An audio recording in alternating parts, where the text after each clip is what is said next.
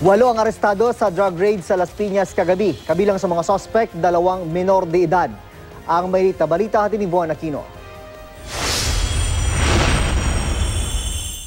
Dahil sa mga sumbong na talamak ang bentahan at gamitan ng droga sa isang bahay sa Calamansi Street, Barangay CAA, Las Piñas, sinalakay ito ng Las Piñas Police Station Anti-Illegal Drugs kagabi. 8 suspect sa paggamit ng illegal na droga, kasama ang 2 menor de edad ang naaresto sa isinagawang raid. Ayon sa Las Piñas PNP, nahuli sa akto ang 8 na gumagamit ng ipinagbabawal na gamot. Sa pamamahay actually ng isang Ryan, pero sa kasamihang palad ay hindi natin nakuha ngayon yung subject talaga natin, but all the others ay meron naman tayong nakuha on the spot.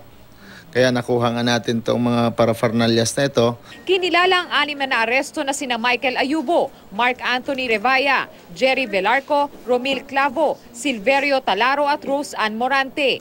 Nakumpiska rin sa kanilang isang caliber 32, improvised shotgun, 3 live ammunitions, ilang drug paraphernalia at isang sachet ng hinihinalang shabu. Itinanggi naman ng mga suspect na nahuli silang gumagamit ng illegal na droga. Kaya paggamit mo ba yung bahay mo bilang gamitan ng drugs? Ang bala ko nga pong kumuha doon, kaso wala pa po sa akin yung kinukuha ko. Kinukuha pa rin lang. Kanino ka bumibili? Doon sa labas, dadalhin sa akin doon sa loob.